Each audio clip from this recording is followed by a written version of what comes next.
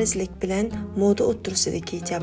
Abduri Mustafa Ashur, tarjima qiluvchi Shabnam. Bir necha yildan buyon hozirgi zamon moda dunyosi bilan hijab orasida aloqa shakllanishga boshladi.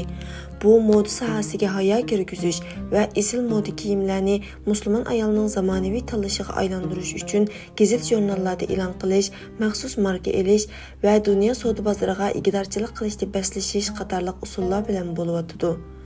Bundaq yuqori darajadagi hijobni moda va san'atga aylantirishga yuzlanish musulmon ayolning kiyimida shariat hukmining taqozosi bo'yicha boshqalarning diqqatini tortish orqali fitnaga sabab bo'lishdan cheklashdan iborat shariatning maqsadi bilan moda sohasidagi yasanish, boshqalarni jalb qilishga moyil bo'lishdek shartlar orasidagi aloqaga oid savollarni o'ttirg'i chiqardi.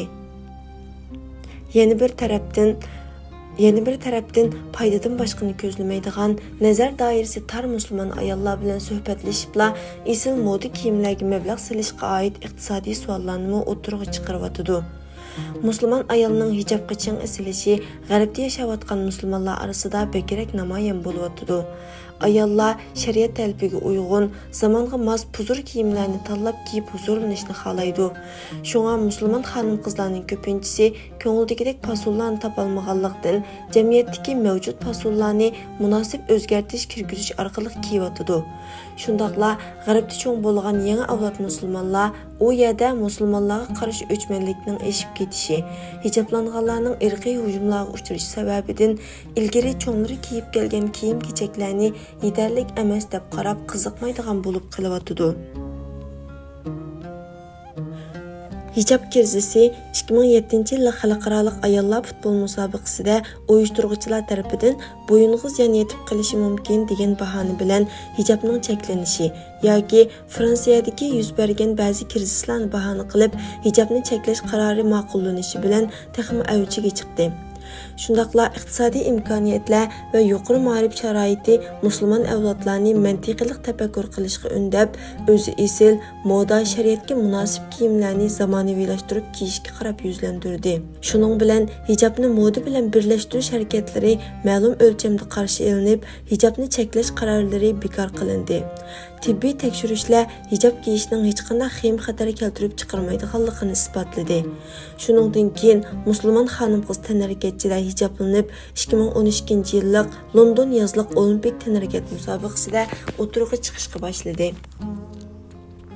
Esillikning modasi hijob bilan moda o'tirisidagi aloqa masalasida madaniyat va fikriy jihatlarga, shundaqla diniy e'tiqodning iste'molchi va bozorga ko'rsatgan ta'siriga qarash intayin muhim. Ya'ni shuningdek yer sharilishning va texnika inqilobining muayyan maqsadlari bilan ma'lum fikrlarni yo'q qilib o'tishdagi salbiy ta'siri va xilma-xil qimmat qarashlarning o'tirg'i chiqishi qatorliqlarni qarash kerak. Buning ichida kiyim-kechak fasonimi albatta bor. Islom e'tiqod sohalarida haqiqatan o'zgarish yuz berdi. O'zgarish yuz bergan sohalar bo'lsa, ayollarning kiyim-kechak, boshqalar bilan bo'lgan aloqa, iste'mol shakli, dindorlik uslubi va shakli qatorliqlardir. Bu o'zgarishlar ta'sirida yangi fikr va yangi estetik hislar paydo bo'lib qoldi. Dinda farz qilingan qimmat qarashlarga rioya qilgan asosda hayotdan huzurlanishni xohlaydigan iste'mol xohishi ko'payishga boshladi. Bu uslub modaga moslashgan hijobni birla vaqtda diniy tavallikni ifodalaydigan vosita va zamonaviy jamiyatga moslashishning belgisi deb ko'rsatdi. Esillik va modadagi farq nomli kitobda Hafsa Lodi mundaq qaraydi. Esil fasullarni ishlab chiqarish orqali keyingi yillarda xalqaro bozor milliard dollarlik foydaga erishdi. Hijobdagi moda harakatining iste'molchilarning estetik zavqi bilan mahkam bog'lanishi bor bo'lib, bu xalqaro ba'zi moda shirkatlarini esil moda kiyimlarni ishlab chiqarishga qiziqtirdi. U kitobida yana bir guruh musulmon yoshlarning esil fasullik modaga ko'ngil bo'ldiganligi va bu to'g'risida yozmalari borligiga ishorat qilib o'tdi. Yana shuningdek bozorni shundaq shirkat va tijorat belgilarini tunishga boshladi. Bu ahvol balkim Nyu-Yorkdagi mashhur kiyim-kechak shirkati Dagniga o'xshash ba'zi shirkatlarni 2014-yildagi esil moda kiyim sohasiga kirishga qiziqtirgan ish bo'lishi mumkin. Fransiyaning hijobni cheklash qaroriga udullab, Ramazon munosabati bilan 2015-yil tunji hijobliq model Maria Idrisi o'tirg'i chiqdi. 2016-yili Indoneziyalik kiyim-kechak loyihalaguvchi Anisa Hispuran Nyu-York moda kiyim ko'rgazmasida paydo bo'ldi. Uningdan keyin Italiya mashhur moda kiyim shirkati Dolce & Gabbana zamonaviylashgan bir qism moda hijoblarni bozorga soldi.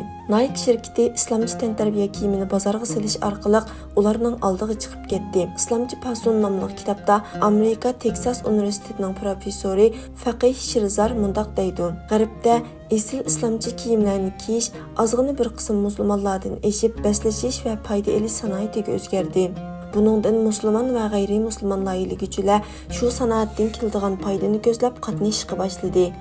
Halol so'zi g'arbdagi musulmonlarni iste'mol qilish va narsa sotib olishga qiziqtiradigan omillarning biriga aylangandan keyin Malayziya Kivitnes shirkati qo'llangan shar'iy, ko'rkam degandek so'zlar yaxshi narsa sotib olishga qiziqtiradigan bo'lib qoldi.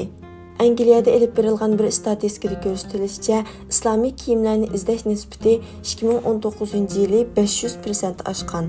Mashhur izlash supsi Google'da esil islomiy kiyimlarni izlash natijasi 200 million bo'lgan. Bu 2020-2021-yildagi xalqaro islom iqtisodiy doklatiga uyg'un kelgan bo'lib, esil islomiy kiyimlar sanoatining qiymati 227 milliard Amerika dollari o'lchangan bo'lib, 2024-yili 331 milliard Amerika dollari yetishi o'lchanmoqda ekan. Esil moda degan kitobda Rina Lodes mundaq deydi: Axborot vositalarining esil islomiy kiyimlarga ko'ngil bilishi, shu kiyim-kechaklar butun dunyoga tarqalganlikdan ularga bo'lgan talablarning yuqoriligini ifodalaydi. Hijab esil kiyimlarning belgisi bo'lganlikdan moda dunyosida, bozorlarda va xos sahifalarda uning maxsus o'rni bor bo'ldi. Shunday qilib, e'tiqod bilan tijorat bir-biriga yondosh mengishga boshladi. Moda sohasida hijobliq modellarga sahnaga chiqish fursati paydo bo'ldi. Bu hijob va kiyim-kechak bilan cheklanib qolmasdan yana boshqa zibu-ziynat va ayollar lozimatiklariga oid boshqa bozorlarni o'ziga tortdi. Hamda bu bozor dunyo xaritasining kengayishiga qarab, musulmonlardan boy va o'qimishli qatlamdagilar taraqqiyotining o'sishi, ularning texnika, inqilobiy va hozirgi zamon aloqa vositalaridan bahramand bo'lishi bilan alohida rivojlanyotdi. Balkim bu ba'zi musulmon qiz ayollarni kiyim-kechak loyihalash va moda kiyim sohasiga kirishga qiziqtirgan bo'lishi mumkin. 2017-yili mashhur Vogue jurnalining muqovasida Shahira Yusuf, Ikrom Abdiy Ömer, Halima Adinga o'xshash hijobliq modellar o'tirg'i chiqdi. 2019-yillik bu jurnal muqovasiga yana 3 qora tanlik model besildi. Balkim yana mundaq savollar davomli so'ralishi mumkin.